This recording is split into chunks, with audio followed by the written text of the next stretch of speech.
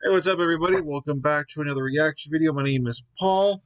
We're here with another video from the Sam Onella Academy. Bunch of crazy, cool, fun videos, and I'm sure this will be another one.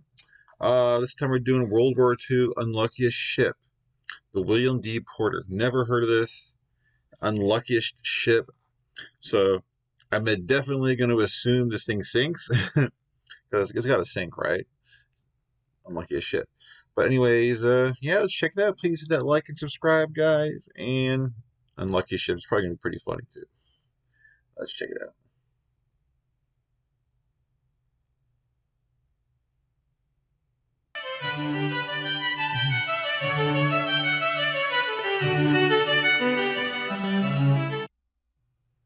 Hey kids, now some philosophers have called boats the airplanes of the sea, but while every glamorous Glennis has its slow-mo shun, so too does JJ the jet plane have his awful counterpart. Her legacy in many ways resembles my middle school career, a 3-year-long travesty plagued by blunder after blunder due to both gross incompetence and sheer misfortune, with the only silver lining being that it's remembered by relatively few. Meet the USS William D. Porter, nicknamed the Willie D, which was a perfectly acceptable alias in the days before Don't Ask, Don't Tell. She was a Fletcher-class destroyer, which, if you know Fletcher as well as I do, you know he's pretty high-class at destroying. Like when he snapped off my DS screen during summer camp because he was trying to get a better look. Didn't even apologize. He was just like, well, you're not supposed to bring video games to camp anyway. Even though everyone did. Fuck you, Fletcher. You were a counselor. You're supposed to be more mature than us. You're the reason I grew up with a lingering resentment towards authority. And my only reprisal is that I got to draw you as a disgusting fat lard for millions of people.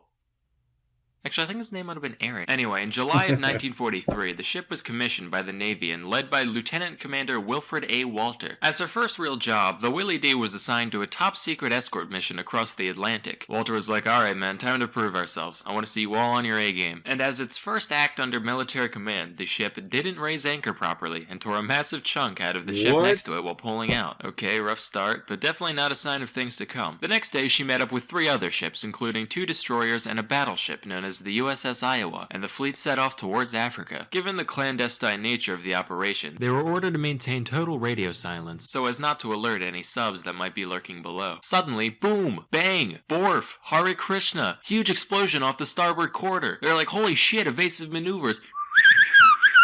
But after however many minutes, the transmission comes in saying, hi, this is Wilfred D of the Willie Walter. So a depth charge may have accidentally fallen off the ship, and we may have also forgotten to turn off the safety mechanisms on said charge, causing it to detonate immediately. So if you heard a little noise a bit ago, no cause for alarm. Also, sorry for breaking radio silence. Love you, bye. Shortly thereafter, a strange phenomenon was spotted near the ship. Officer, what in the rhyme of the ancient fuck is that?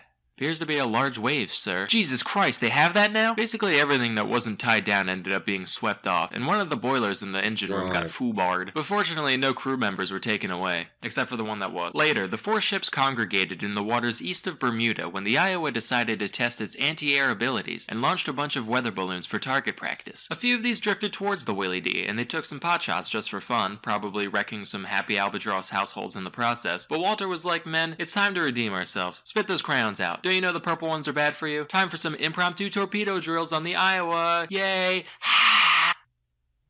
That was Narnar and the Pow Pow. They're gonna douse their trousers when they see how good we tore those pedos. Say, you guys remember to take the primer out of all of them before launching, right? Yes, sir. Yep. What? Oh my god. Fortunately, the Iowa didn't really have much valuable cargo that could be damaged in the event that the torpedo struck. Oh, except for 32nd President of the United States Franklin Delano Roosevelt, who was being escorted to Cairo as the whole point of the mission. The next 5 minutes aboard the Willie D were just total fucking chaos. Humid sacks of rice, hogs and bats sniffing each other, massive stereos. Commander, we really should radio them. No! I am not breaking any more rules! Do the flashy light thing! Hey, incoming signal from old Iron Brains, a yuck. They're saying they're, going to reverse at full speed? What? Shit off a bowsprit, this ain't working! Fine, call 'em! FaceTime, oovo, I don't give a hoot! The transmission arrived in the nick of time, and the torpedo detonated a safe distance away in the Iowa's wake. Of course, that didn't stop the entire crew of the Willie D from being arrested for, shooting a torpedo at the president. Lawton Dawson, the Elmer's eater from earlier, was initially sentenced to 14 years hard labor. Like, jeez. Man, this shit. Like, who's running this place, man? I don't know if this is the ship is. I don't know. The ship is just retarded, and the people on it are not any better. Obviously, it's like where'd they get this crew from? And who built this ship? Was it built out of Legos or something? Oh my god!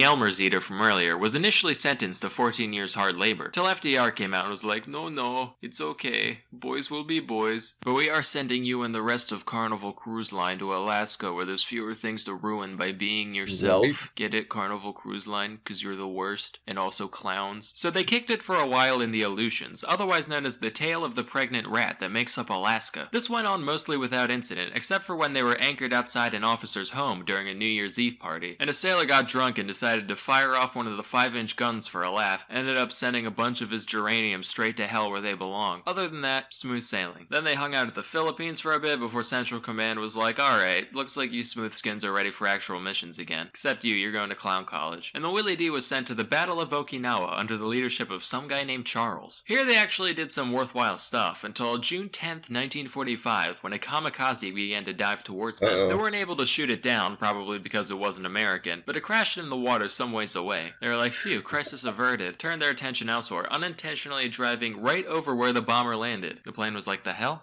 Oh, shit, that's right. Bonsai. About What? 3 hours of desperate repairs went by before the order to abandon ship was given, and miraculously, every crew member made it out alive by the time the ship sank, just 12 minutes later. So it just goes to show, everything has its silver lining. Everyone on the dip ship gets to live, every filthy Chuck E. Cheese ball pit has a delicious prize at the bottom, and the vast nexus of pointless diversions we call the internet actually has a couple productive things to do on it too. Sponsor time! Skillshare is an online learning community with over 25,000 classes in design, business, technology, and more. Premium Hold on. Is that the? See, that's the video. Yeah, that's the video. Dang. That man, that ship. Jeez. I guess anything that could go wrong did go wrong. Things that you wouldn't even think about. Man, that was definitely a lot more entertaining and fun than I was expecting. Like, I'm definitely on this Sam Monell Academy. They have a bunch of like weird like videos, and I never really think about maybe to watch them, but I'm definitely gonna watch a bunch of them now because they're just very entertaining. But anyway, guys, please hit the like and subscribe, guys. Thank you for watching, and yes, I will catch you guys in future videos. Good stuff.